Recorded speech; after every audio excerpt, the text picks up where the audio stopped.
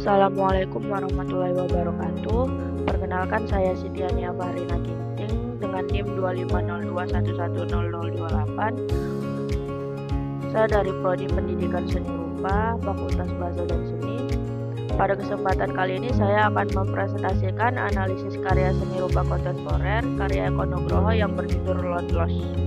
Dalam presentasi ini, saya akan membahas identitas karya, deskripsi visual, analisis formal, interpretasi makna, evaluasi, dan kesimpulan dari karya tersebut. Semoga presentasi ini dapat menambah pemahaman kita mengenai perkembangan seni rupa kontemporer Indonesia. Pada slide ini terdapat identitas karya yang saya analisis. Karya ini dibuat oleh Eko Nugroho, salah satu seniman kontemporer Indonesia yang dikenal hingga tingkat internasional. Ia sering menggabungkan unsur budaya lokal dengan gaya visual modern seperti komik, mural, dan ilustrasi. Judul karya yang saya analisis adalah Lot Loss yang dibuat sekitar tahun 2013 sampai 2015. Karya ini berupa instalasi imersif yang menggabungkan beberapa medium sekaligus, yaitu gambar di lantai, patung, dan bordir pada kain.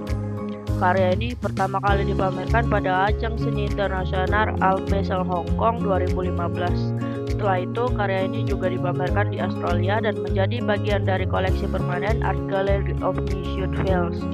Hal ini menunjukkan bahwa karya Eko Nugroho mendapat pengakuan yang luas di dunia seni internasional.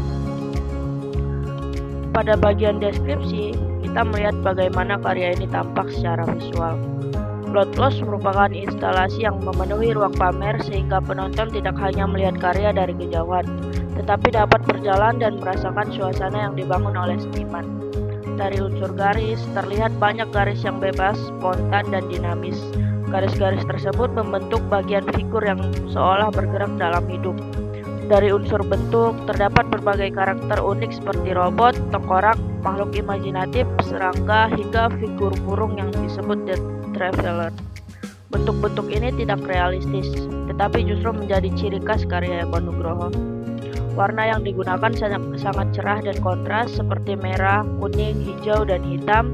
Penggunaan warna tersebut membuat karya terlihat menarik perhatian dan penuh energi. Selain itu, terdapat berbagai tekstur yang berbeda.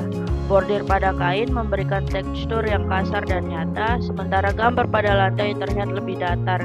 Patung yang digunakan juga menambah kesan 3 dimensi dalam ruang. Menurut saya, ketika melihat karya ini, penonton akan merasa seperti masuk ke dunia imajinasi yang ramai, unik, sedikit membingungkan. Art tersebut menjadi salah satu daya tarik utama karya ini.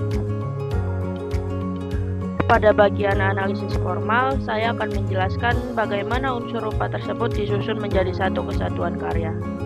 Prinsip pertama adalah kesatuan atau unity. Walaupun karya ini menggunakan 3 medium yang berbeda yaitu lantai, patung, dan bordir, semua tetap terlihat menyatu karena menggunakan gaya visual yang sama. Kita dapat melihat figur-figur khas Eko Nugroho muncul pada seluruh bagian karya. Prinsip kedua adalah irama atau ritme. Pengulangan bentuk dan karakter tertentu membuat mata penonton bergerak mengikuti alur visual yang ada di dalam ruang pamer. Prinsip berikutnya adalah skala dan proporsi. Ukuran karya yang sangat besar membuat penonton merasa kecil dan menjadi bagian dari dunia yang diciptakan oleh seniman. Hal ini memperkuat pengalaman imersif yang tinggi yang ingin disampaikan. Selain itu, terdapat kontras antara berbagai medium yang digunakan. Bordir biasanya identik dengan kerajinan tradisional, sedangkan gambar lantai dan patung lebih dekat dengan seni kontemporer. Perbedaan ini justru menciptakan daya tarik visual yang kuat.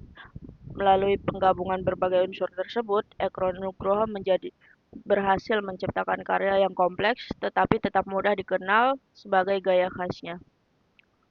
Selanjutnya adalah interpretasi karya atau penafsiran makna karya. Judul Lot Loss dapat diartikan sebagai banyak yang hilang atau banyak yang tersesat. Menurut saya, judul ini menggambarkan kondisi manusia modern yang sering mengalami kebingungan dan kehilangan arah dalam kehidupan.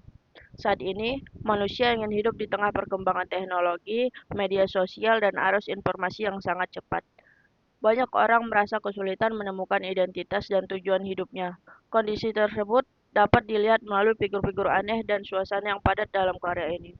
Karya ini juga berkaitan dengan latar belakang budaya Eko Nugroho yang berasal dari Yogyakarta. pengaruh budaya Jawa seperti wayang dan tradisi visual lokal masih terlihat, tetapi dipadukan dengan unsur komik, budaya populer, dan fiksi ilmiah modern. Dari sisi politik dan sosial, karya ini lahir setelah era reformasi Indonesia, yaitu masa ketika kebebasan berekspresi semakin berkembang. Karena itu, Eko Nugroho lebih bebas mengeksplorasi berbagai gagasan dan bentuk visual dalam karyanya. Menurut saya, pesan utama karya ini adalah mengajak kita untuk merenungkan posisi manusia di tengah perubahan dunia yang semakin kompleks. Dalam analisis ini digunakan dua teori utama. Teori yang pertama adalah estetika relasional dari Nicholas Boyreuth. Teori ini menjelaskan bahwa karya seni tidak hanya menjadi objek untuk dilihat, tetapi juga menjadi ruang interaksi bagi penonton. Hal ini sesuai dengan Lotless karena penonton dapat masuk dan mengalami langsung karya tersebut. Teori kedua adalah hibriditas budaya dari Hotmi Baba. Teori ini menjelaskan bahwa budaya tidak selalu murni, melainkan dapat berbentuk dari percampuran berbagai pengaruh yang berbeda. Pada karya ini terlihat jelas perpaduan antara budaya lokal Indonesia dengan budaya lokal global seperti komik dan visual futuristik. Dari perpaduan tersebut, lahirlah identitas visual yang unik dan khas. Menurut saya, karya ini memiliki banyak kelebihan. Pertama, karya ini mampu memberikan pengalaman yang berbeda karena penonton tidak hanya melihat tetapi juga berada di dalam karya. Pengalaman seperti ini tidak selalu ditemukan pada karya seni rupa lainnya. Kedua, kemampuan Eko Nugroho menggabungkan beberapa medium sekaligus menunjukkan kreativitas dan kemampuan teknis yang tinggi. Ketiga, karya ini berhasil mempertahankan identitas budaya Indonesia meskipun telah dipamerkan di tingkat internasional. Hal ini menjadi penting karena menunjukkan bahwa budaya lokal dapat diterima secara global. Selain itu, penggunaan warna cerah dan bentuk yang menyerupai komik membuat karya ini lebih mudah dinikmati oleh berbagai kalangan, baik akademisi maupun masyarakat umum. Sebagai penutup, dapat disimpulkan bahwa Lotlos merupakan karya seni rupa kontemporer yang membahas pengalaman visual modern melalui pendekatan visual yang imajinatif dan imersif. Karya ini memadukan berbagai medium, unsur budaya lokal, serta pengaruh budaya global sehingga menghasilkan karya yang unik dan memiliki identitas kuat. Melalui karya ini, Eko Nugroho membuktikan bahwa seni kontemporer Indonesia mampu hadir di panggung internasional tanpa kehilangan akar budayanya. Oleh karena itu, Lotlos dapat dianggap sebagai salah satu contoh penting perkembangan seni rupa kontemporer di Indonesia saat ini. Sekian presentasi dari saya. Terima kasih atas